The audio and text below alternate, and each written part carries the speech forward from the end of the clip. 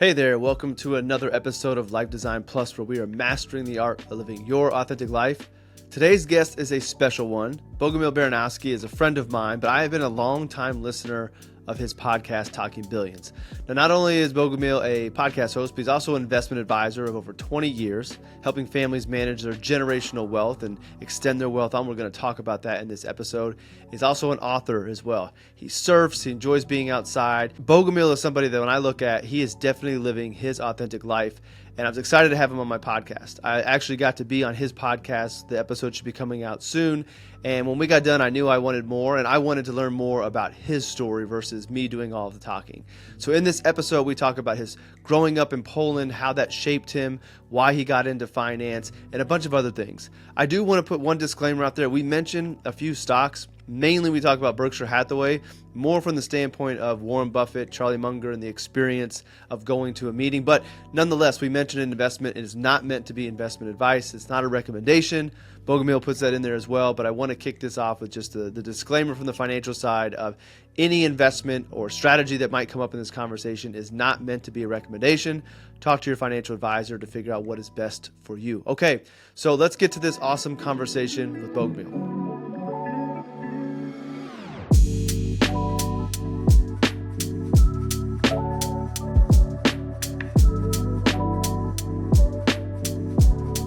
I do want to kick off stealing your question.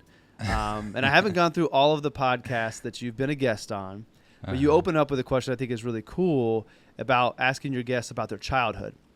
And so I'm sure I'm not the first person to ask this, but I want my audience to hear, because I think that since I don't know the answer, and we were just talking about we want to be surprised, your upbringing and your childhood is probably different than everybody else I've ever had on my guest, because you were born in Poland. Mm-hmm. And lived there in a tough time. So when you think about your childhood, like, what are the memories you have? I love that question. And I know you do. It's a great question. That's why I had to steal it. You keep it, you use it. I think you're going to find out fascinating things about people. And I like that question because I think it sets a completely different tone for the conversation we're about to have. So somebody comes to me and I admire them for the work they've done in their adult life.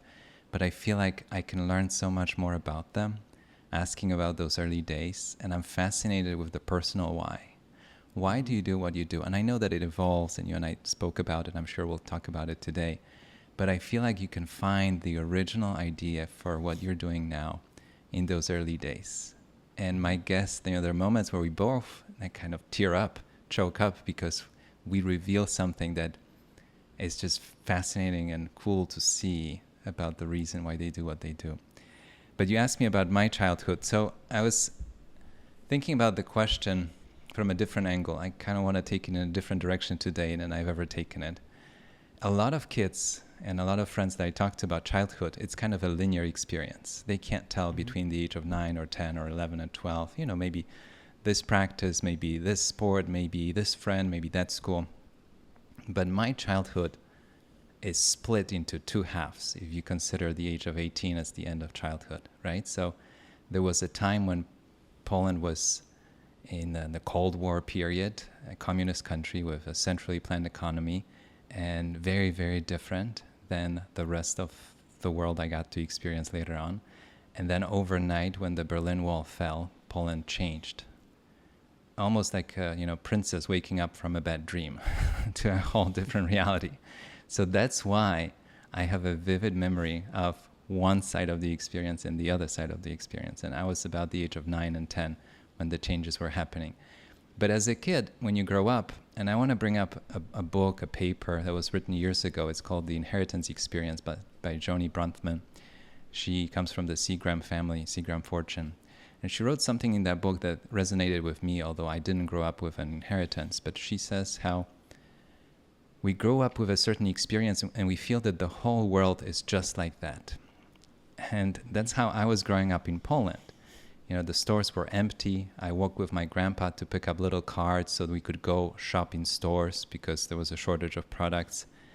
But I was very insulated from the experience. Anyways, I thought that the whole world works this way. I thought that Justin and Matt, our good friend, Matt Ziegler, everybody goes with their grandpa to an office, picks up a card, goes to a store, lines up in front of the store to go in and buy a few basic goods. And for me, it was exciting. Grandpa told me stories. We had some laughs. I had no idea that any of that is dark, unusual, strange. And then the world changed and Poland opened up. So stores filled up with products.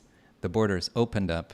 We had more TV channels. And it happened so quickly, so dramatically, that it led to unemployment, hyperinflation, a lot of things that I got to study as a student of economics and business later on, and make sense of what I was watching as a kid. You know, prices moving up so quickly and adding zeros. We chopped off 4 zeros from the currency to bring stability to prices. So a little bit of inflation we're experiencing in the US right now and people panicking. This is nothing. This is a snooze, but I've seen prices, double. So my parents would collect a paycheck and then run to the store to buy things before the money lost its value. So these things shaped me in the way that I think invited a huge curiosity for making sense of the world. How does this whole thing coexist? Why some people are successful? Why some businesses fail? Why some economies work? Why some societies can afford more? Why the other societies are stuck? And Poland was a country that was pretty much in a frozen state between, well, you could say 1939 when the Nazi tanks rolled in until 1990, 89, when the big democratic changes happened, and I was about the age of 9, 10. I was born in 1980. And then I got to witness this massive, shift and change. And it never left me. I always wanted to understand and ask questions. Even the other day, I was talking to a friend who left Venezuela. Venezuela is experiencing the modern day, Cold War communist regime. And we were swapping stories, and they rhymed so much, although they're decades apart. And, it opens up to something that Joni Bronkman in the book says, basically to learn other people's experiences, because some of them will be different than yours, but you'll be surprised how many actually rhyme. So that's one way of looking at that period. But I find it fascinating. I think you can find a lot of answers about yourself looking back at those days and find it as an empowering exercise that allows you to understand yourself a bit better. So do you think that experience, the prices and being, living that, leading to studying it in college to do the work that you do today, are those connected or are they coincidence, which I don't necessarily believe in, but do you see that connection? Is that why you think you went that direction? Is that experience? Or how is that childhood memory of 0 to 18 after shaped what you're doing today? So I think it's two different ways of looking at it. On one hand, I have a very distant, almost unemotional relationship with money. I feel like money comes, money goes, money means different things. Money can be devalued, it can be confiscated. And so on one hand, I feel like you don't live for the money, you live for all the other things, and money can follow. So I didn't grow up with the idea that going shopping is entertainment.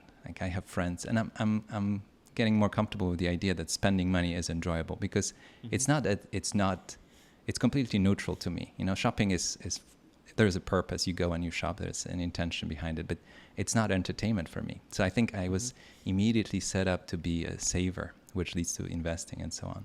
So I was fascinated how money coexists in our life with all the other aspects of our lives. So that was one thing. I also wanted to understand the bigger picture. How do you organize the economy? How come some places are so productive and can produce things and lead?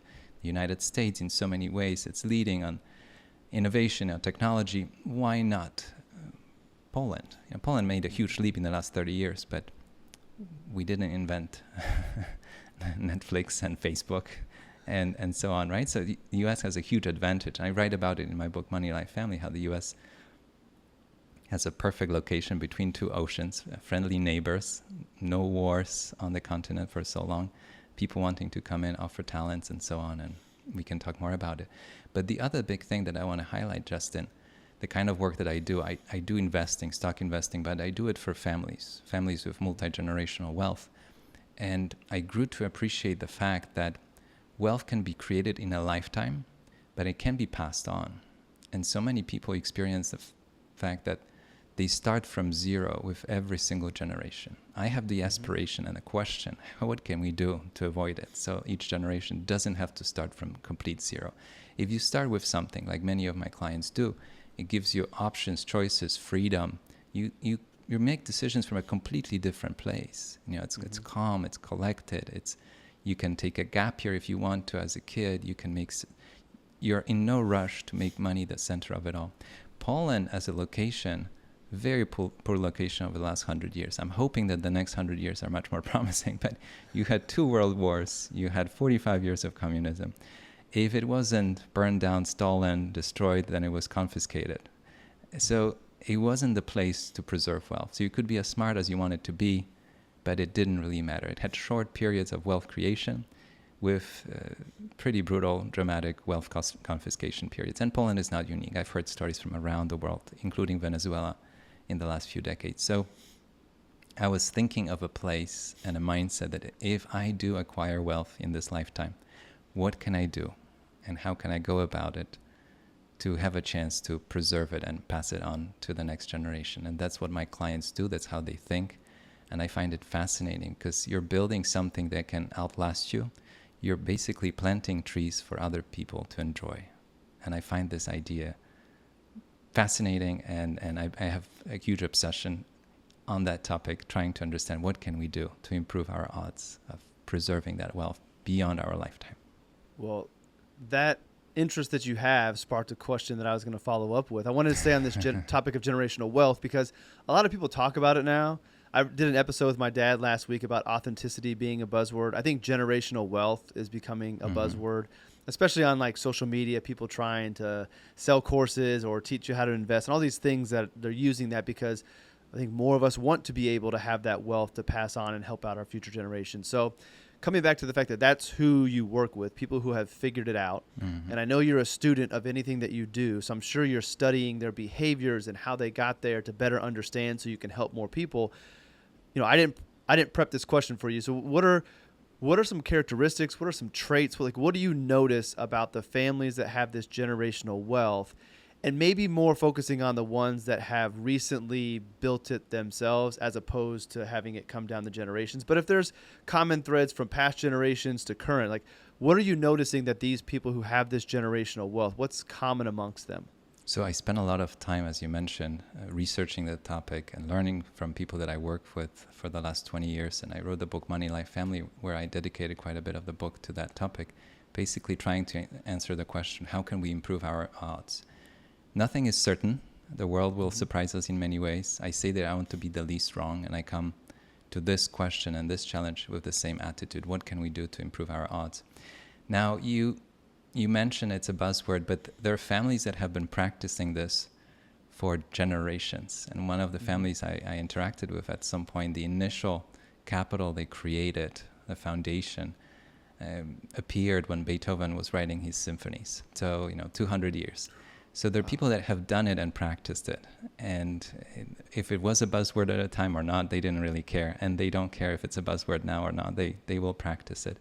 And the principles are not that surprising. I think what I've learned, both for writing and podcasting for 2 years, 100 episodes now, is that the principles are pretty straightforward. It's just, are you willing to make them a part of your life, right? Everybody knows that working out is good for you and having a nice, good diet is good for you, but we don't stick to it, right? So the idea of, first of all, living below your means, and it doesn't matter if you're making $50,000 or if you're collecting $5 million from the dividends from your holdings, it doesn't matter.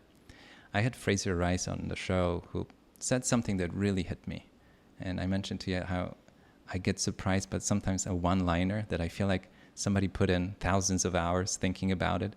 But he said something that I brought up on the show many times, and I'll bring it up here. He said, you have to learn to live within the confines of your wealth. And confine as a word, I don't know, it gives me like this feeling, what do you mean? How come I have to live within the confines of my wealth? I'm wealthy, I'm rich, I have a lot. But even if you have a lot, you have to realize that any money can be lost and spent. And we've seen examples of people losing billions within days and weeks. It's not impossible, right? So there's no money that allows you to escape that to the point that you can take absolutely any risk. I like to say that there are some risks that even the richest people cannot afford. And it's a very powerful statement, right? Like the richest people cannot afford to take those risks. And it's the idea of staying in the game, playing the infinite game. I talk about the infinite investment horizon, hence the name of the firm that I started this year, Blue Infinitas Capital, I wanted the word infinity, infinitas in Latin, in it. On one hand, giving homage to the past. It's a classical language. It's a dead language. But on the other hand, looking forward into the infinity. So living below your means, and then the capital has to be deployed. The capital has to be invested. I had a fascinating discussion on that topic with Victor Hagani, who was one of the partners of the long-term capital management that some people might remember. And he ended up managing his own family money and started asking questions. Now, what do I do about it now that I have substantial wealth? And he did a study that I think you will appreciate of billionaires. He wrote a book, The Missing Billionaires. And he said if you took the richest people 100 years ago in the US and you just invested their money in the stock market, plain vanilla, let's participate in the success of US listed companies, you would have had many, many more billionaires among us today than we have. And I'm not even talking about the new ones, the Bezos and the Zuckerbergs of the world. I'm talking about the families that created wealth 100 years ago. But that didn't happen. And obviously they overspent, but also the other side of the coin is that they have not invested it with the long-term perspective of compounding, not being in a rush, but compounding and respecting the risks and not having what a good friend Luca Dallana calls game overs, not having situations where you could have a total wipeout. So the rules, Justin, are the same, whether it's a family fortune that has been with us for 200 years or a fortune that was just created in the last 5 years and it's more money that you can imagine spending in your lifetime, and you're thinking about how this wealth could last multiple generations. And I get approached by people, by prospects who ask me that question. We have this wealth, we never thought of it as something that could last a lifetime and beyond. And they start to ask, I think, much better questions about what can we do. The fascinating thing that happens, Justin, when you extend your time horizon, your immediate decisions get better. People assume that, I'm planting a tree for my kids and my grandkids. But because you're doing it, you filter out a lot of the noise that already immediately improves even the outcomes for you personally. And I think that gets lost. And I think it's very, very important that because you asked a bigger question and you expanded your investment horizon for yourself, also you'll do a better job. You'll be probably calmer, more collected about it. You're not going to be comparing yourself with your neighbor. Who knows? That we do a lot of things that are very short-term focused. The minute you push that goal away, the whole quality of your everything from investment research to investment decisions to even how you treat that money improves. And I think if the wealth was created, why not keep it for the next generation? I feel like... And I like this idea of giving with warm hands. Money as such, I had Ken Honda on the show who talks about happy money, how money has its energy. He has a playful way of talking about it. You might be familiar with his work. Maybe we spoke about it. But there's this idea, if you give something to someone, and it doesn't have to be something big. It can be $5 they really need right now, right? But if you do it with a warm hand, and I really like that image of a warm hand, that matters more than 5,000 and you'll give me tomorrow because I needed the 5 today, right? And I think if you have that thought of, yes, you'll gift it, but do it with a warm hand and have that long-term horizon in your mind, I think fun things can happen. I know you're a big Berkshire fan, Warren and but Warren kind of has taken the opposite. I mean, he's leaving money for his kids, enough for them to be okay, but generational wealth for the Buffett family is not necessarily his concern. I'm curious, obviously it's individualized, so you got to wonder, but I'm curious your thoughts, and somebody that you respect and admire so much. Let's not say he's taking the opposite side of the coin, but he has a different goal than what you are. Curious what you think about that. Now, I think it's a brilliant question. I've been watching carefully how he goes about it, and I know that he's making some changes recently for other reasons, who will be in charge of donations and so on. I think it will be fascinating to watch. And I would put it this way. When I think of a family fortune, it doesn't have to be $200 billion, right? Right. I think other questions come up when the number is so big that our brains can't even process. How much is $200 billion? Would it fit in the room I'm sitting in? I don't know. If we stacked it with $100 bills, I don't know. Like physically, can I walk around the pile of it in 5 minutes? Or is it a 10-minute walk? I don't know. But their family fortunes that to that family, they mean more than the $200 billion. They're life-changing and important. And I like this idea that the money doesn't have to be spent, but the money that is sitting there, deployed, invested, it's productive. And its presence alone, Justin, gives the family a peace of mind that you can't put a price on. Like they know it's there. And I've worked with families that in some cases, they never really touched the capital we were compounding for them, but they knew it's there. So I could tell from the conversations we were having, from the stories they share, that they're making decisions in their life that take into account that it's there sitting, but they might not even need it. It's just like you and I having the extra $100 in the pocket, and you miss the flight, you miss the connection, whatever, but you have the money to get yourself into a nice hotel, sleep the night, you don't care, right? So that money, you might never use it, but the fact that it's in your wallet, it gives you the kind of peace of mind. And obviously it's bigger proportions. With Buffett, it's his choice. He was dealing with a much larger amount, and he knew that compounding, and you and I know that if you do it over a long period of time, the amount will grow to a number we can't even imagine. And neither Munger or Buffett ever thought of reaching that kind of scale. They both have lived very long lives, so compounding definitely helps, and they've done an incredible job and didn't do too many silly things on the way. Munger actually expressed this wish at some point that he doesn't want to be on any list, any Forbes list or any list. But he lived so long that the capital compounded to the point that he ended up on some lists, and I don't think that's something that he celebrated. I think everybody has to make a choice, and if your choice is to donate it, most of it, and then I think it would help to have a conversation with your children so they understand the context.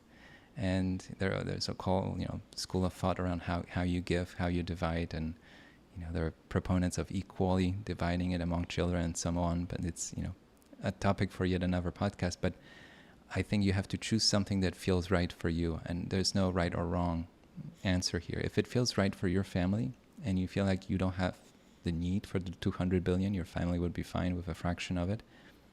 And I think that's true too.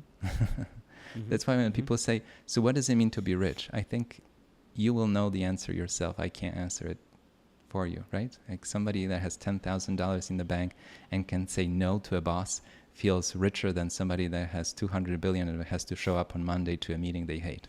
That's how I look at it. I think that's a great response, and it just pulls out, the idea of what feels authentic to you, the individual, and understanding that, and then moving forward. We've talked about other people. I want to come back to your story. So we talked a little bit about growing up in Poland and that part of your life, but there was I gather from our conversation, there was another important part of your life back in 2020 when you and your wife were living in a cabin during COVID. Tell me about that experience. Oh, I have very fond memories of that time. So 2020 surprised us. My wife and I were planning a wedding in August of 2020, and things have changed because New York went into a lockdown. It completely changed overnight into a ghost town. And we were living in New York. I've lived in New York for 15 years at the time, and for her it was 8 years or so. And New York was home, and we couldn't really imagine living outside of New York City. But New York changed, and we were both working from home, and I was on calls, she was on calls, and we had this moment of revelation that we should go and leave for a little bit. And we always like hiking and nature around New York, and so we ended up finding a cabin. We rented a cabin, and we drove out. The roads were empty, and I know that we all forget what it was like, but it was an eerie period of time, just unimaginable.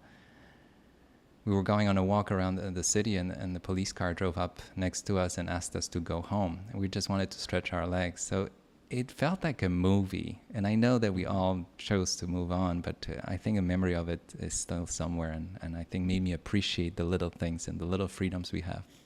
But the cabin was wonderful because it was a very basic place with great Wi-Fi, so I could open my laptop and continue to work, and so did she. And we would walk, and it was we spoke about Walden and Thoreau, but it felt like my moment where I could actually hear my thoughts. And when you're in New York, and I absolutely love New York, but there's a moment when you don't realize what are my thoughts, am I repeating what I heard over lunch with a couple of friends that are in the business, or is it my original thought? And sitting in that cabin, I did a lot of writing at the time, and I shared it with clients on a weekly basis. I love communicating and explaining what's on my mind, and I was taking calls, but I thought writing is a better way to communicate with everybody at the same time.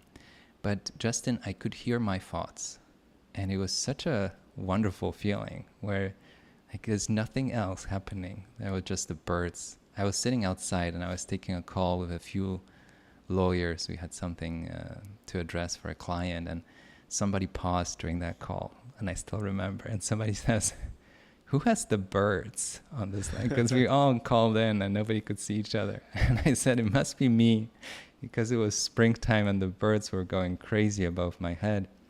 And someone said, "Oh, this is the best thing that happened to me today, just listening to those birds on this call with lawyers." Not exactly the call that you want to call the best moment of your day. You know, it's very serious, and we're talking about some important things, but here I had my birds with me. So that was a very precious time. It made me appreciate that kind of space that affects our thinking, affects our bodies.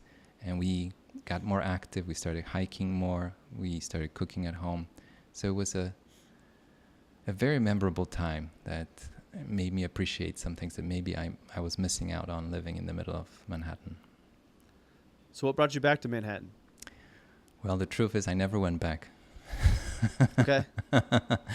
No, I've been back to visit, but we ended up moving our life to Miami, and we spent some of the time in the Dominican Republic. So we're actually going to New York soon, and I still miss it, but I like a bit of distance. It's a very stimulating environment, and I still have a lot of my life, even clients in the area. But being there for a few days, I feel like I get this energy inflow, and I need to go somewhere and collect myself. And I used to do that even living in New York, just leaving on weekends and hiking in the woods. But I think at this point in my life, I value the environment I create for myself. I need a lot of peace and quiet. I need a lot of reading time. And then my schedule, my life, I'm sure we'll talk more about it, but it has changed quite a bit from the intense go kind of life in New York. I think you can do it at some point. I think it's highly rewarding. You can learn a lot very quickly. And then you have to take a different angle. Buffett did it. He moved to Omaha. Guy Spear did it. He moved to Zurich. And John Templeton didn't move to the Bahamas a long time ago. So I can relate to that. Okay, a real quick interruption to this awesome conversation. The downloads, the subscribers, they're ticking up. And I want to thank everybody who has subscribed or joined listening to Life Design Plus on a regular basis recently. I want to thank you very much. And I've had a few people reach out suggesting some guests. And what I've realized is that for some guests to say yes to come on podcasts, the number of subscribers, the number of reviews, they all matter. So while I appreciate the guest recommendations and I will do my best to get them on, I also want to ask for a favor. If you'll take a moment, if you're watching this and enjoying this conversation or have enjoyed the ones in the past, and subscribe to the channel, subscribe to the podcast if you're listening to it, because those numbers matter. I won't lie, they matter a little bit to me, but not that much. I'm going to keep doing this no matter how many subscribers I have, although I have enjoyed seeing the downloads go up, which means the message is reaching more people, but that's not my motivation. However, the numbers matter more to the booking agents and to the guests that I want to have come on the show, or you want to have come on the show. So if you could take a moment and subscribe real quick, leave a comment, but from what I've been told, the subscriber count is what's the greatest importance to people right now. So a comment would be great. Let Bogumil know what you've enjoyed so far, or when you get done, let him know what you took away from the episode. But if you could subscribe, I'd really appreciate it. It will help me get some of these guests that you're looking for, although I'm trying to find the diamonds in the rough, the ones that not everybody knows about, that will probably come on my show because it's an opportunity to bring their message to a bigger audience. So I'll be striving to find those, but subscribers will help get guests on the show. I would greatly appreciate it. All right, let's get back to this episode. I've become a big John Templeton fan in the last 9 months. No one ever told me he wrote about the stuff that he wrote about. So I got his daily, or his lessons that are kind of like daily lessons. And there's so much of spirit, mind, body intertwined with money in his writing. And no one ever told me that. So I'm a big fan of his. But I want to come back to what is it about the Dominican Republic? Why do you guys go down there? What made you fall in love with that place? We love the water. We're in the ocean quite a bit when we come down, and we picked up surfing. And I love swimming. I just love being in the water. I love the sun. And maybe I'm just balancing the two halves of my life, you know, growing up in Poland with winters and short days. And I feel like on average, you would say there's no difference, but I see like the two halves where maybe in this half, I do want to be more in the sun and outside and in the water. And there's something magical about the water. I talked with Chris Beck. Chris Beck teaches the original security analysis that Ben Graham used to teach at Columbia. And he's a surfer himself. And we were talking about the time in our profession, I'm sure you see that too, and it's part of probably of what you're doing with Authentic Life, is that we are so much in our heads, in our minds. We try to solve all our problems with our mind. And in the investment profession, I'm constantly solving problems, and my mind is my my toolkit, my machine. And I spoke with Chris about those moments, and we find it in nature, on walks, in maybe in the gym, everywhere you kind of can leave your mind for a second. And when you're surfing, you give the wave your full attention. You have to have full respect for nature and the force that's coming in your direction. And you almost have to time it perfectly. You paddle, you get your speed up, you feel that the wave is catching you, you get up, you surf, and you have to pay attention to what's going on. You're balancing with your whole body. But for those, I don't know, a minute or two, sometimes longer, there's nothing else that exists. So it's, when people talk about meditation, this is a meditative moment. And I'm sure you can do it in so many other places, in so many other ways. But for me personally, it's that moment where nothing else exists. The deadline, the tasks, the call that's scheduled, they all disappear. And your mind gets, filled up with new ideas. I come back and I have an idea for an article. I have an idea for a question. Sometimes I rewrite the framework for the next podcast. Somehow I have a new idea for a question that a client asked me. So I give my mind that chance to really breathe. And I think there's a bigger lesson there, and I explored it with Chris, how the way we think of our work as a linear experience, I put in 10 hours, right? What does it mean, right? Because sometimes you put in 10 hours, you walk away for 10 minutes, and in those 10 minutes, when you're outside walking your dog or playing with kids, this is the moment where the idea pops in, right? So were you working the 10 hours, or is it the 10 minutes that brought the entire value creation of the day? And I think we haven't really embraced fully how the mental world, intellectual work gets creative, the creative side. And I know that you explore it a lot, but it doesn't happen because you put in, you keep on showing up, but it's not linear in terms of 10 hours means 10 times the output. It's not. It's the 5-10 minutes when you see something from a perspective you haven't explored earlier. And it's very valuable in the work that we do. I can't wait to experience the meditative state of being up on a surfboard on a wave. I've tried surfing numerous times, and I cannot even come close. It is so, like, last time I tried, I was in San Diego last year with my friend Scott Frank, and we went in the mornings, like the moonlight's still out, and there's all the guys who surf all the time just make it look so easy. Like paddling out on the board is so hard. Like that is an exercise in its own. And then there's a guy that had been surfing for 40 years, and he's just gliding across, navigating, and I'm just dying trying to get out there. So, but I don't love golf because I don't want to put in the time in the practice, and it's frustrating, and I haven't done it. But I look at surfing for me as very similar to golf, but I don't mind the idea of putting in the work and trying to learn how to do it. I just don't get to do it very much because I'm in Indiana and not near the water, but I look forward to that meditative state. But I can see why it would be that way. And on top of just that state of being on the board and being present and paying attention, you're in nature, you're in the water. Like I am like you, that the water makes me feel really good. So, and I have fond memories of the Dominican Republic as well. We've been there twice. Now, we have only experienced resort life of the Dominican, so nothing that you probably experienced when you're down there. But the first one I remember, my wife and I went with another couple before we had kids, and I remember looking down the coastline of like the hotel and the resort, and all you saw were just the trees, and you didn't see any of the hotels because they sit further back. So you looked down the beach and almost felt like you weren't at a resort. And then I remember taking kayaks out and just looking down, and you could see starfish, and it was magical. And then the most recent time we went, we brought the boys with us, and it was for New Year's. and we stayed at the Nickelodeon resort that's there, which is not my first pick, but that's the only one we could get into. But I remember the boys, like that was the first time that they'd ever been to an all-inclusive resort. So to see their eyes light up on the drinks and everything they could get. But then the beach was beautiful. The waves were big, and it was the first time I ever watched the sunset or sunrise up on the water. And it was amazing just to see this darkness, and then all of a sudden the fireball come up. So I made everybody get up the very last morning to see it as well. So we've been there a couple times, and it's a beautiful place. It's the first beach I was at was probably my favorite beach I've ever been to. Just the memory I have of that beach in the Dominican Republic was amazing. You mentioned something that I want to go back to about how your schedule has changed. You know, not being in Manhattan, moving away, you know, first to the cabin, now down south and to the Dominican Republic, slowing down a little bit. How did you make that transition, and how is today's schedule and pace of life and all that different from the past?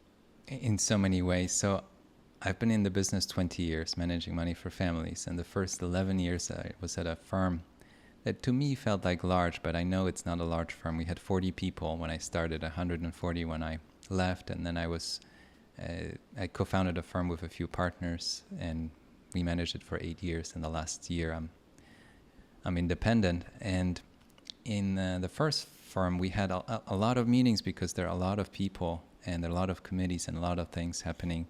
And also we were open to brokers visiting us. It was a different world. You know, sell side was very prominent. These days I don't use sell side research. I do own my own research. I don't rely on outside sell side research at all.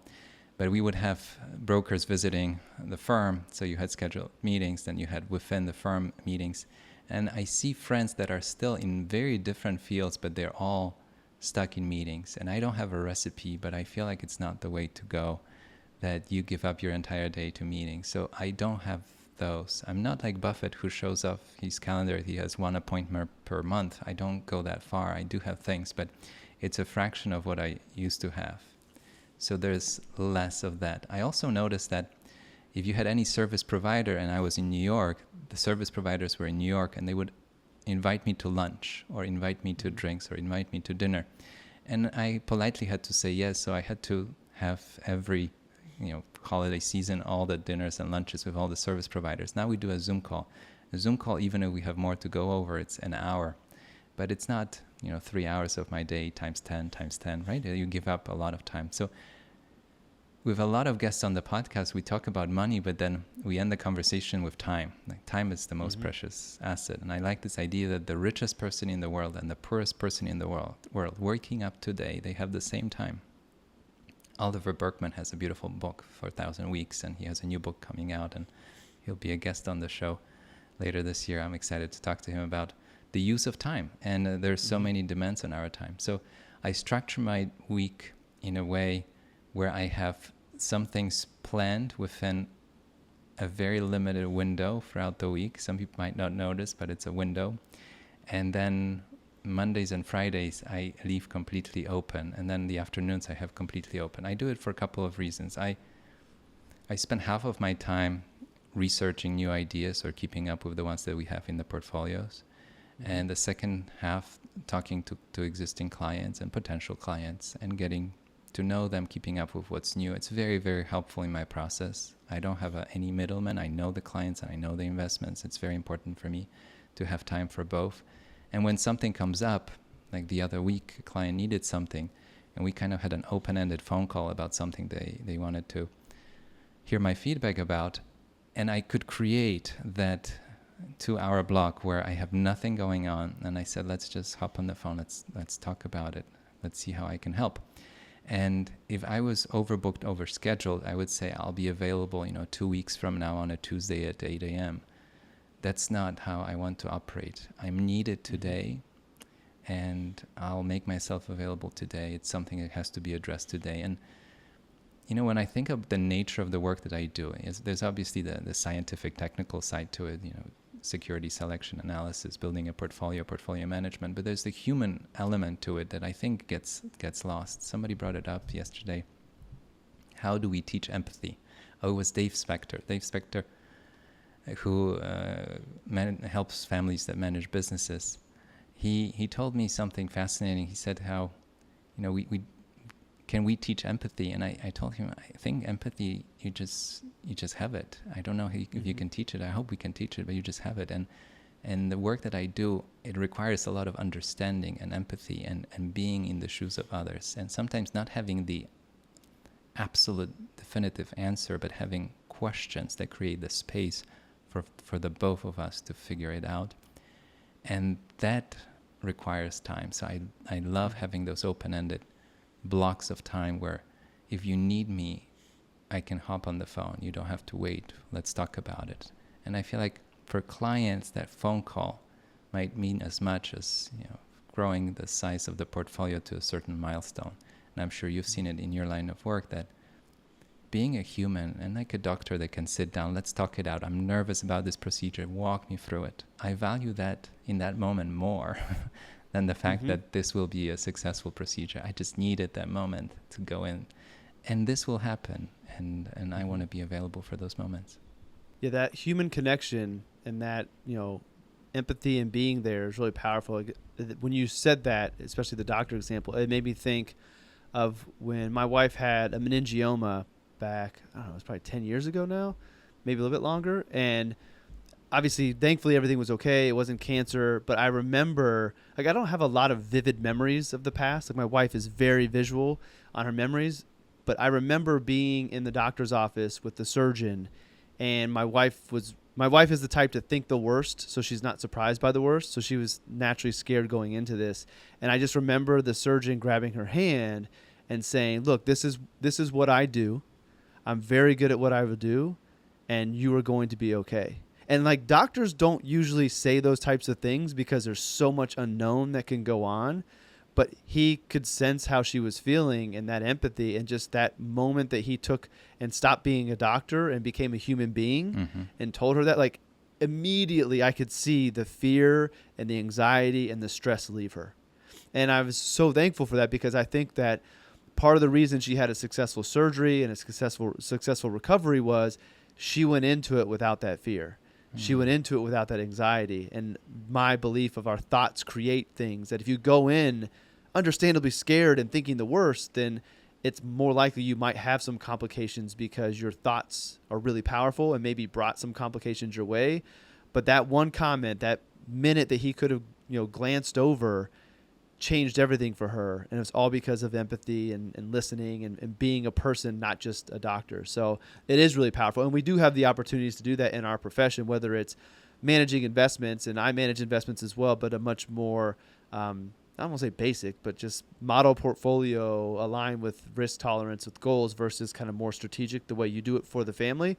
There's still that opportunity to hear those fears, those concerns, or those wants and desires, and to address them and say, I hear you, and kind of talk them through that. So I have this belief that with all this technology, and I'm not the only person who thinks this, but with all this technology coming up, that human interaction and human connection is going to be even more valuable. So yes, there might be an AI program that can manage investments from a stock picking standpoint as good as you can. Now, I know you are very intentional about getting to know your clients and then building the portfolio tailored to them. That's a big part of what makes you different from other people.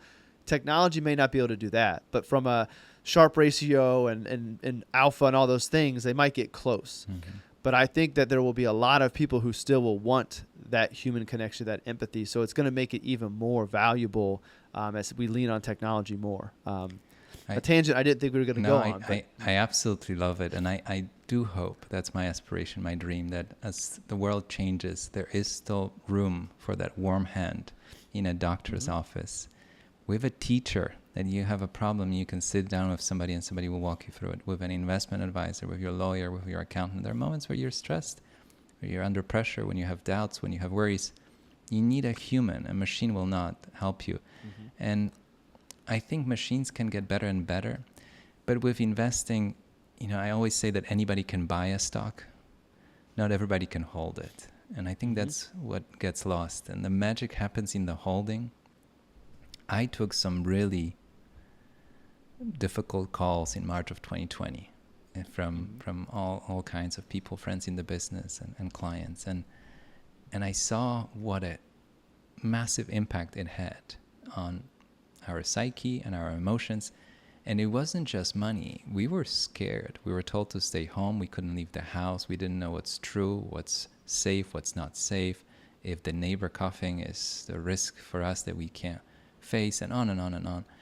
So we were in a moment where we needed someone to talk. And clients would call me and they would just ask, they said they wanted to hear my voice. They said, you're probably buying stocks now, so go buy stocks, but I just wanted to hear your voice. And just in that 2 minutes or 5 minutes or 15 minutes on the phone, when I tell them, what's new, what's going on, what I'm doing, I think you can't put a price on it. And that's where the magic happens. There's somebody that has written a lot of wonderful books that are kind of guides for advisors. It's Nick Murray. I don't know if you're familiar with Nick Murray, but yeah, who's not? Yeah. But his point is that advisors are here to guide people on this journey, and it's an emotional journey, and you need that kind of help. I heard this story the other day in a podcast. It was about the brain and the science, neuroscience, and somebody was making a reference to the Odyssey, the trip from Troy after the war, and Ulysses. And there's something called Ulysses' contract. Ulysses wanted to hear the sirens, but he didn't want to be pulled into the ocean by the sirens, as the legend tells us. So he asked his crew to tie him to the mast so he can listen, but he's out, he can't do anything about it and get in trouble. And I thought that, with investing, it's such an emotional game, and there will be moments when our discipline, our patience, our process will be tested, and that of our clients as well. People say they're long-term thinkers until something happens, and then they're affected by it. So having somebody in your life that will hold your hand through it, the same way a doctor holds your hand ahead of a procedure, surgery, sometimes even waiting for the tests results, right? You need somebody to be there in the room with you. We're here, we'll help you no matter what. That's someone that's necessary in your life. And as much as I think people can do a lot of things, we have this do-it-yourself culture these days. I'll fix the car on my own, I'll trade stocks on my own. I did taxes on my own at some point, but I haven't done them on my own in a long time. There are people that devote their life to keeping up with the new tax rules. I want them to do it for me. I go to a dentist. I don't try to do those things, obviously, on my own. But here, when it comes to investing, we have this assumption that you can take it on. And maybe intellectually you can take it on, but emotionally it's a huge ask. And having a Justin in the room or me in the room, I think can help a lot in moments of true doubt, and both giving in to the enthusiasm of the market and then giving in to the panic of the market. You might need somebody that's in it, that gets it, that will walk you through it. So if you can have somebody like that in your life, as Nick Murray teaches us, ask for help. You ask for help with everything else in your life. Why wouldn't you ask for help with your hard-earned savings, or a family inheritance, or the proceeds from the sale of a business that it took 2 generations to build?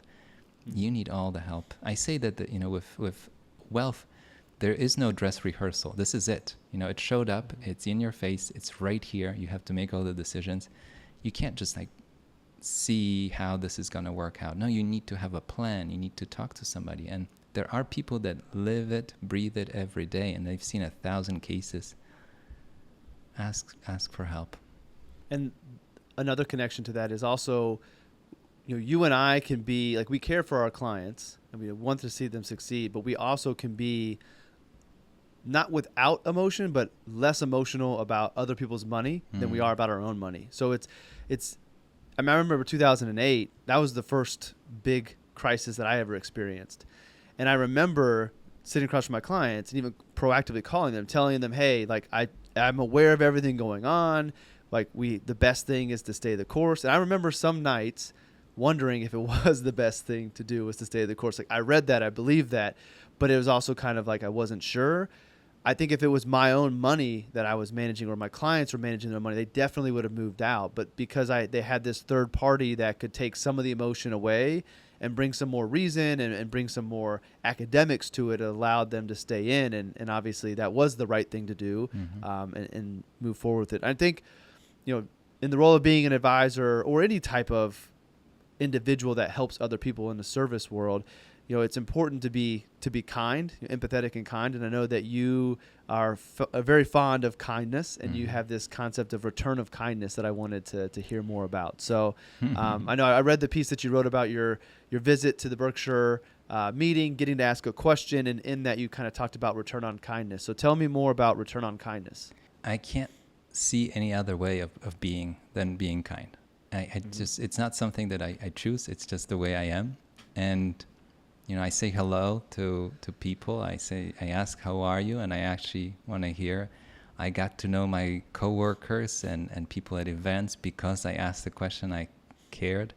I even take a taxi on a random trip with my wife, and 5 minutes into it, because I asked a few questions, and from my facial expression, the taxi driver knows that I actually care to hear. He tells me so much more about the life in his country, his own life, what I should do and what we should see.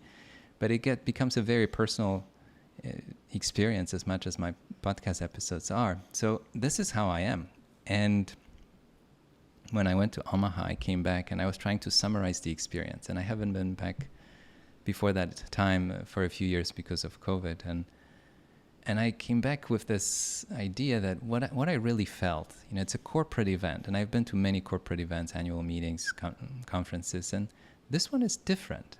And people are kind, people are nice.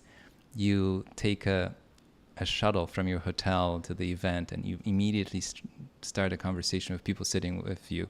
And some of them might have been shareholders of Berkshire. And this conversation is no endorsement of Berkshire. I mean, everybody has to do their own research and decide.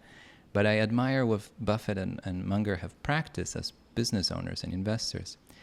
But everybody's very open and to sharing their experience and talking. You walk around the main event, you walk around the space before the main event, everybody wants to talk to you. And I sat down with a friend, Derek, who might be listening, and we were talking, and I was sharing what I'm feeling, and he says, you're talking about kindness. And he told me about the CEO of Chobani, who has this concept of return on kindness.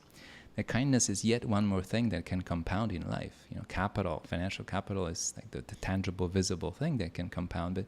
But kindness compounds too. You're kind to somebody else. You walk out of your house and you run into, I don't know, somebody from U.S. Post, and you say, hello, how are you? How is your day? They put a smile on their face. They walk up to somebody else. They're nice to somebody they're handing their mail delivery to. And they're nice to their spouse, and the spouse is nice to their kids, and the kids are nice to the teacher. And you don't even know how far it goes. Like it costs you nothing to smile, say hello, how are you? And people respond. I have those little memories. I was a junior analyst at the firm where I started in New York, 20 years ago. And every week we had to put together an agenda for Monday. Bring a couple of stocks we're going to talk about this week. And I was green. I just started. But I was very nice to everybody. I was very curious about everybody. I would ask if it's okay to join your meetings. After a while, everybody knew me. When it was my turn to organize the agenda, I would walk around and say, do you have your piece ready? And they would always be late with those pieces. But when I was doing it, they would reciprocate my kindness. And they would say, for you, I'll be ready by 4 so you can go home early. And this was like, it just hit me because, they were many, many steps above me career-wise. They were older than me. They could have treated me as, you're a nuisance. Stay until 8 o'clock to finish this. But because I was kind, they responded with kindness. And I do remember those conversations and those moments where I thought, the whole corporate world, and that's what Buffett and Munger teach also, among other things, that kindness can get you far and probably faster than whatever the opposite of that is. And we have this image of the corporate world being, cutthroat and nasty and unpleasant, that you have to get somewhere, stepping over somebody. Try the other way for a second. And you'll be surprised how many more people are willing to take your phone calls. I worked with people who had to call somebody, and that somebody would refuse to take their call, and they would take my calls, and I saw it again and again. And I thought, how much time and how much intelligence do you need to figure out that being kind to somebody will actually have them pick up the phone instead of you being the opposite and them never responding to you and never taking your calls? I don't know, but I think the world could be a much nicer place, and that kindness will circle back in so many beautiful ways. So Omaha is that experience. To me, Omaha is just a place where I go where it's a place where some principles, we talked about it at the beginning, how the principles are no secret. Like really, when you think about it, if you want to lose weight, you have to exercise, you have to change your diet. There's no secret to it, right? Like if you want to be successful, you probably have to start reading books and ask questions and show up in some places, maybe listen to podcasts and start to educate yourself. Like the principles are not a surprise.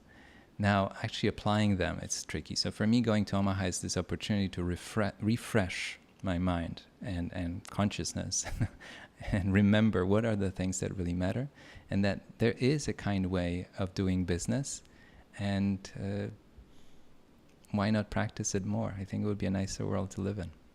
So the act of being kind, how important do you think it is? I have a belief. How important is it to be genuine with the kindness? Meaning you are taking a genuine interest in the person, or you really want to know how they're doing, or the smile you're giving them is real, versus, all right, I know that if I'm kind, then compound interest and the return to me will be good. How important is it to be genuine with your kindness? I think you know the answer. The way I look at it is I can't imagine any other way of being, and it cannot come from a calculated place. I mean, if that's where you have to start, then start there. But I think it's underneath, and maybe it's just a gullible kind me, underneath everyone there is a mushy kind person. And for whatever reason, if you're interacting with them today and they're harsh to you, something happened that caused it. I don't know, a bad conversation in the morning, they didn't sleep well, and they have a short fuse and so on. It's no excuse by any means. But underneath it all, I feel like everybody has a lot of kindness to share. We just think that we don't have the opportunity to give it out to the world, and somehow it's something we have to hide or suppress to be in this very competitive environment. But at the end of the day, I think everybody has that natural kindness, and it's something that we just know. We all experienced it, whether it was your grandma giving you a cookie and you felt like you're the center of the world and she wanted to listen to you tell me what happened at school. Like, we all experience kindness, and we probably experience it every single day. Usually through, we talk about service. You and I are in the service industry too. We provide value and we're of service to people, but we interact with people that are helping us in many ways throughout the day. We experience kindness all the time. I think there's a way to give it back. I'll share a quick story. I have a friend, Dave, who might be listening, and he has this, I don't know how to describe it, a bit of an experiment in kindness when he travels, and it happened to him too. He told me a story recently how he was sitting in a coffee shop, I think it was in Germany, and he paid for his coffee, but he left extra money for the next couple of coffees with the lady that was making the coffee for him. And he told her, whoever comes right after me, just tell them that it's paid for. And he was watching the reactions, and I hope I'm giving justice to his experience, but basically some people were ready to receive it, and some people were not. And some people said, no, there's no way somebody's buying me coffee. I'm paying for it. Whatever reason, that's it. But some people, it made their day that somebody with no agenda, no intention, just wanted to say, have a good day. Enjoy the €2 coffee. So it's a small gesture, but he saw the smiles, and some people walked up to him because they wanted to know who paid for the coffee. So I like that. I think we can all practice it in a million ways. You don't have to be buying coffee for anybody, but just say hello. How are you? Are you having a good day? How can I help? I think it can make the environment that we interact in just so much better. And it absolutely costs nothing, Justin. It doesn't cost a penny. I would fully agree with that, even down to the gullible belief that we are all kind deep down, and that there's things on top of that that maybe bury it. But I think I would agree. I think I've always believed that whether it be networking or this act of kindness, it's got to be genuine. And the more I kind of think about energy and frequencies that we put out, I do think that a calculated kindness, like if you're trying to be more kind and you're making a conscious effort, I do think that goes a long way. But I think when the authenticity of the kindness is at the highest level possible, that it radiates some energy that the person receiving it feels it more. Like they know that you are genuinely asking how they're doing and taking an interest in them versus, all right, I got to ask 5 people how they're doing today to do my random acts of kindness. Mm-hmm. It isn't received the same way, and I don't think it goes as far. So, if it's genuine, maybe it becomes contagious to that person and it goes to the next, where if it's calculated, they feel seen and maybe it makes them a little bit happier, but maybe not at a level to where it compounds the same as if it's genuine. So I would agree with that. And one of my favorite ways of, acts of kindness is when you go through like the cashier lane anywhere, whether you're at the coffee shop or the grocery store, like say the person's name, because they all have a name tag on. Mm-hmm. So if it's one thing to say, hey, how are you doing today? But if you say, hey Bogumil, how are you doing today? Like the moment you say their name, like they felt seen. So if you ever want to test what kindness can do, just say that person's name and watch and feel how energy changes, because thousands of people will come through. Most of them are on phones, don't even acknowledge them. And then to be seen is really, really cool. And that experience doesn't change your outlook on kindness, then I don't know what will. I love it. But I think there are some people that have been really important in your life. And I think kindness is probably a big part of who they were. But you've written about your grandfathers. You've mentioned them already today. I kind of picked up that I feel like they are important figures in your life. What is it about your grandfather? I mean, you talked about the stories of going shopping, but what is it about their impression they left on you that kind of have shaped you to be who you are today? I think in more ways than I realized at the time. And I like to trace back certain values, behaviors, and so on. But it's the work ethic, it's the patience, it's how you treat others. I think it all came from my parents and my grandparents, and just seeing how they interacted with people as well, and the respect they had for everybody. And there were 2 different individuals, and one took me fishing, and I remember sitting with him and having long conversations. And I think it was a great practice in patience. When you buy a stock, when you make any investment, it's not going to happen overnight. You have to wait. So that taught me that.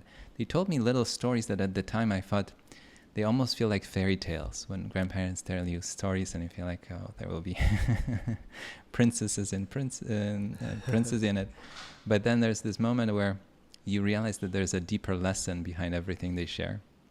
And one of the things I remember from both of them in a slightly different context was about the period when Poland was independent between 1918 and 1939, when there was high inflation caused by what was happening in Germany in 1920s after World War I. And then the currency was linked to the dollar and then linked to gold. And currency was, you could trust the currency. So they remember having such huge respect even for the small amounts, for the small denominations, because you could buy so much with it. It had its weight, it had its importance, and you could trust it. It wasn't losing value.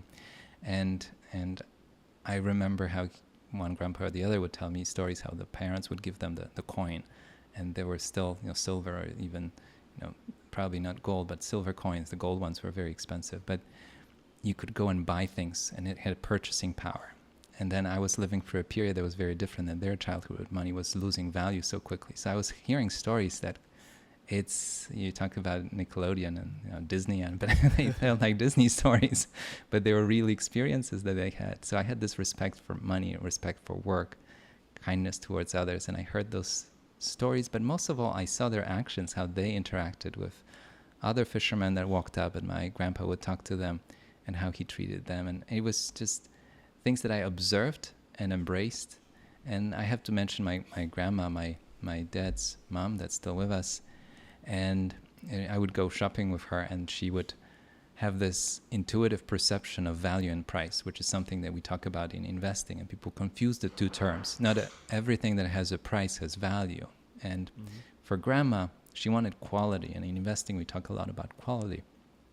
We have to have quality businesses at the right prices and so on. There's a lot of talk. But grandma was no investor. She was an accountant that's what she did for most of her life. But when we went shopping, she would look for quality at the best price. And that's exactly what a lot of investing decision is like. So I would observe all those little actions throughout the day and realize unknowingly later on that I got shaped in a certain way to perceive things in a certain way. So watch your parents, watch your grandparents, because through their actions, I think we can learn a lot. I have a good friend and a mentor who's in his 80s, Jay Hughes, who has been an advisor to many families. And you might be familiar with Jay. I know that Matt Ziegler. And he told me a story that really struck a chord with me, because when kids listen, they actually listen to what we say. And he said how, you want to say no to a certain purchase, and parents have this shortcut and they say, we can't afford it. Mm-hmm. And it ends the conversation, right? And he says it could be rephrased by saying, we choose not to buy it. A couple of things happen. Because families that actually say it, in many cases, they could afford the purchase, right? But it's a shortcut. But in the kid's mind, something gets recorded. I can't afford things like that, right? And it extrapolates to, what kind of job you're going to have, how you're going to feel about money, how you're going to feel about certain things, right? But when you say, I choose not to buy it, the power, the decision-making goes back to you. Mm-hmm. You decided not to have it for whatever reason. You want to have 2 of those next week. You want to have something else, whatever it is, but you choose. And I thought it's such a powerful thing, different framework to look at the same thing. But anyways, bottom line is grandparents can teach us a lot. And I learned a lot watching my 2 grandfathers and hearing their stories. And they all were small deposits somewhere in the mind of values, observations, and they keep paying dividends after they're both gone. The way to frame the purchase or not is scarcity mindset versus an abundant mindset. Mm-hmm. And I'll tell you, knowing that kids observe and they pick up things is one of the scariest things of being a parent. Mm-hmm. Like, I obviously, like, their health and safety is something that I always am concerned about, but I'm also concerned about, like, what am I saying, what am I doing that is going to create this trauma that they have to work through later in life, because that's not my intention. So it is trying to be mindful of framing, and I've never thought about the fact of framing it of, I don't know if I say I can't afford it often, but to frame it from we're choosing not to, a place of empowerment versus a place of like we can't. So that's a great framework that I'll be more mindful of and kind of thinking about. And you're full of great quotes, whether they're yours or ones you remember from friends or books and other things. And you sent over a few pieces for me that I read through, and I have a bunch of quotes. But given our time, and there's some other things I want to hit on, there is one quote that I want to kind of have you elaborate on. And you said that you like to think that we can give money meaning and see it in a broader, more nuanced context. And it's true. But you like to remember how all of the most valuable treasures in life provide to be priceless. And, being that we've talked about inflation and what money can do, and it can come and it can go, and investing and quality and picking all these stocks. But at the end of the day, money I think is a tool, but the things that are most priceless, most valuable, oftentimes aren't necessarily connected to money. So when you hear that quote back and you think back to writing it, like, what do you think about that quote? What do you want to elaborate on? I think it's a shared observation by many. And when I write my books at the beginning, I say I take no credit for the ideas you'll find here. And I like Goethe's quote, the German philosopher who said that, all the wise things have been said already. I'm paraphrasing, and you and I spoke about it, how we have to find a way to embrace them. I find it a very powerful idea that we all might know it, but embracing them is a whole different thing. I think of money and its meaning as something very important to me, because even if you find a little penny on the street on the afternoon walk, money has an emotional, energetic charge. You pick up the penny and so many things can happen. And let's go on a quick trip here. But in the moment, you feel like, Justin, I'm a lucky guy, right? So you're already feeling like, look at that. So I'm going to say yes to more things today. I'm going to come with a big smile to dinner with friends. And it's a single penny that you will put it in the pocket, put it on the shelf, smile at it. But it kind of has immediately, you haven't even interacted with anybody. It has an emotional charge. So think of a larger amount that could be life-changing, what kind of an emotional charge it has. And to me, when clients come, you say this is $1 million, that's $1 million. These are different amounts depending on the context. It might be the only $1 million in your life. This could be 1 out of 100 million in your life. That's the money you need for the house and the schools and your education for your kids, or it could be $1 million, it could be invested for 10, 20, 50 years, but it's for your grandkids and great-grandkids and so on. So you have to understand the context, and then I appreciate knowing, how did this money come about? And I think of a family fortune as a miracle. If it's substantial, if it's here, so many things could have happened, and there are proverbs about it, and almost like a force of nature that doesn't allow family wealth to perpetuate, but there are ways to go about it. I think there are structures and frameworks to go about it. But it has a meaning. There's always a story with the families I meet. There's a family member that usually traveled somewhere far, took risks, started something. It became bigger than he or she ever thought, and it served this generation, the next generation. They might have sold it by now. They have a portfolio of businesses and so on. But there's a tale, there's a story, there's an emotional thread through it all. That's why I always say, did you write this down? Because it's a story that your kids, grandkids, your nephews, nieces will all appreciate hearing, because it gives them an emotional connection with the money that they might be benefiting from in the future. Mm-hmm. We talked about giving it with the warm hand, but also giving it some context and meaning. How did this money come about? Why is it important? And, I've heard tales of, especially people that moved across, borders and countries, that the family got together and saved the $500 so somebody could make a passage and go somewhere. That $500 meant we'll go or we won't go, right? Like that. So the meaning and the context, for another person, $500, it comes and goes, we don't even remember, right? So that money in the moment has a lot to say. Now, at the end of the day, and a lot of my conversations on the podcast and interactions with clients and people lead me to realize that the things we really, really want in life, we can't buy them, right? Mm-hmm. We can't buy friendship. We can't buy love. We can't even buy respect. We can't buy those things. We earn them. We find ways to deserve them in some ways. We give so much that it comes back to us, however way you want to look at it, but we can't buy them. So they're priceless. And in the moments with your kids, the moments with your spouse, the moment with your best friend, even this conversation is priceless. It's mm-hmm. not for sale. Like the most precious things in life are not for sale. And I think operating with a mindset where, yes, you do things that you get paid for, but there's so much that you're giving and offering that's absolutely priceless. And when I think of an advisor, we spoke about it earlier, you talk about this, passion, obsession, somebody that really wants to do this day in and day out, somebody that cares about the client. But also for me, what's important, I wouldn't want to go to a doctor that only is doing it for the money. When they see me, they immediately see, oh, this is a $5,000 bill, or maybe $7,500 if we can convince them to do this. I'm walking out. But at the same time, I realize that they are in a profession where they spend, 20 years getting education and preparation to serve me. They have to be paid, right? So there's a nice balance where I feel like they're rewarded for the time they put in, the same way I'm rewarded for the time I put in. But I don't go in with the assumption that I'm here only for the money. If anything, I completely forget how I have no connection. Sometimes it's a few-hour conversation where I dedicate the entire afternoon to solve a problem for a client, and I'm not thinking that these 3 hours mean that much in compensation. I have no idea. But they're priceless to the client in the moment. They're solving something that would have not allowed them to go to bed in peace tonight. I can't put a price on it. You want to talk about it for 4 hours? We're going to talk about it for 4 hours. I know you need me in this moment. And I grew up in a household with 2 doctors, physicians. And my dad would pull over on the side of the road. When there was an accident, he would walk over and help people. And he never billed for it. He was never compensated for it. And what people forget is, and I know that's unfamiliar territory for the listeners, but the last 10 years of communist Poland, 10 years of my life, my parents were doctors in a regime where doctors were paid less than the electrician at the hospital. That was the setup of a communist Poland.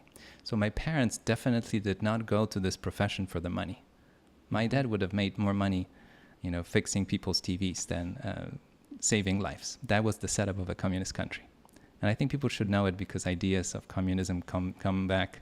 I think you should really understand what communism is before you go around and you're in favor of it. So this was the setup. So I knew that they had to choose this profession, or the profession chose them. They had to do it. They absolutely didn't do it for the money, right? And that's how I look at my calling. Like, there's absolutely nothing that I would rather do than serve people in the way that I serve. And I do get paid to do it, but I stretch myself as far so that I provide as much value as I can, and I don't think of it as, you know, dollar bills. I feel like I have so much to offer, so much that I have seen, experienced, and learned through the 20 years working with, you know, fascinating families from all over, that I'm in a position to pass it on and share it. I can't keep it to myself. I think, you know, the principles, the stories, the frameworks, I try to codify them as much as I can in the books, but that's not everything I can do. If you actually, you know, sit down and talk to me, you realize it's the top of the iceberg, what you can see, you know, through the books and the writing. But I want to provide it and continue to provide it. I think that's my true calling. And I think it's as important as saving people's lives, that you are actually, you know, helping people in many ways that you can't even imagine. And I intend to make it as positive, as helpful and as I can. And that care that you have for your clients and just people in general, that comes across. Like, yes, we're looking at each other through camera lenses, but I can feel that is authentic to you.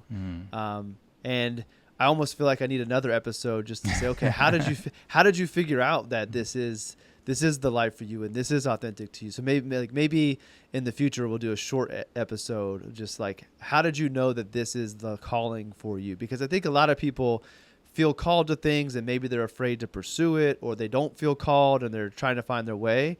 So that I'm going to pencil that in for like a follow-up episode down the road. Let's do it. Because we're bumping up on time, and I'm going to link to all of your books. I've jotted down a couple of the ones that you mentioned as well, so people can find those easier in the show notes. But I started the episode off stealing a question of yours, and I didn't send this to you. I want to end the episode stealing a question of yours.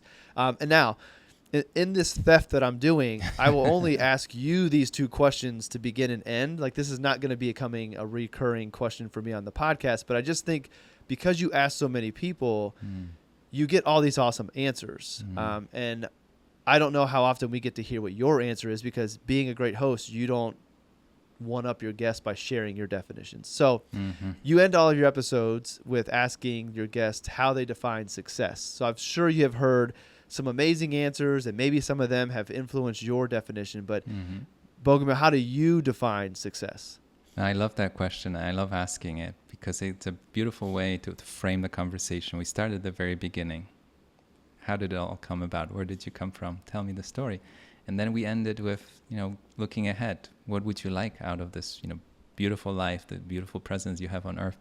And by the way, I don't see it as theft. I feel like it's a huge compliment that you want to use the questions with me, but I highly encourage you to use them with other people. And I feel like these are the questions that I will continue to ask, as much as the ones in the middle will change, because I do want to know how people think about success. And I know how uncomfortable the question is to some, and I can tell. And some of them know that the question is coming. Some of them forget that it's coming, but it's coming. And I just want to hear even like the most immediate reaction. So I have to tell you that mine will continue to evolve, and I'll probably frame it in different ways each time you ask. But I see it as kind of a state of being where I wake up excited for the day and I fall asleep looking forward to the next day, and everything that happens in between, I have the intention and the joy in pursuing it. And whether it's a podcast recording like this or a conversation with a client I'm having later today, I look forward to all those things. And when I onboard new clients, Jeremy Deal, who is a good friend and investor, asked me about, you know, inviting the right people as in clients. I think the best test is to invite the people that you're excited to talk to, right? If you know that you're excited to talk to them and find a way to help them with whatever they're facing, I think it's a good indication. But I want to live a life where every single day I feel like I'm excited about the next thing. And whether it's a walk or reading a book or spending time with friends and my wife and family, or just fully immersed in, you know, you call it work, but when does work end for me? It doesn't really end. You know, I was on a drive yesterday listening to a podcast. It was the Founders podcast that I'm a big fan of. And they were talking about Nick Sleep and Zach, the famous investors. And we're talking about quality. And I feel like I'm spending an hour and a half. And is this work? Like, to me, it's not work. I'm just pursuing my curiosity in so many directions. And that podcast inspired some things that I wrote down that I think will have a lasting impact, a refresher in a way. So I see it as a state of being, the success. It's not a destination. I used to think it's a destination and that kind of an office or that kind of a title. And I think we all realize that that's not what brings us true fulfillment. And if I can have every single day that I'm looking forward to and enjoy the ride, I think that I would feel that I accomplished something and leave everybody around me in a better mood, shape, form than I found them. I think that brings me joy too. So that would be my answer, just having fun with the journey. And there is no destination to it, as much as there is no destination to true family fortune. It's an infinite game that you play, right? And you and I spoke about it more, but infinite games as the ones that you want to continue. The life has an end, we both know it, but we can enjoy every single day as if we had many of them ahead of us. And if the last one comes, I picture Charlie Munger the last day, the day after he passed, if somebody walked into his room and he would have all those books open that he was excited to read. I think that's the image I would like to have. Like, if I'm supposed to leave one day, I'd like to feel like I still had so many other things and I was so curious to explore, pursue, write, talk about, discuss, or see a client about. That's how I would like to feel like I was too busy living to be called off this earth just yet. I love it. That is a great definition and a great way to wrap this episode up.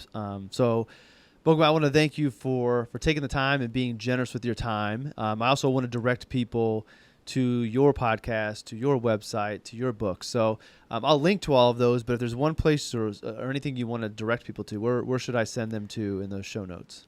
Well, Talking Billions is the website, and you can find all the episodes. Bogumil Baranowski is my website too, that people can find, and it points both to Blinfinitas, my firm, Talking Billions, and it mentions the books and everything else. And I'm on Substack too, with my name, that people can look up, where I post both the episodes and some of the writing that I do. I still read, I write every other week, a little snippet of what's on my mind, and I share it with the Substack audience, and it's been really fun to get the responses. But at the end, I just want to mention that for anybody listening, as a writer, as a podcaster, I'm sure you have the same experience. We appreciate hearing back from you. So it's a fun interaction for the two of us to talk, but I'm very, very curious how whatever you heard today had an impact on you.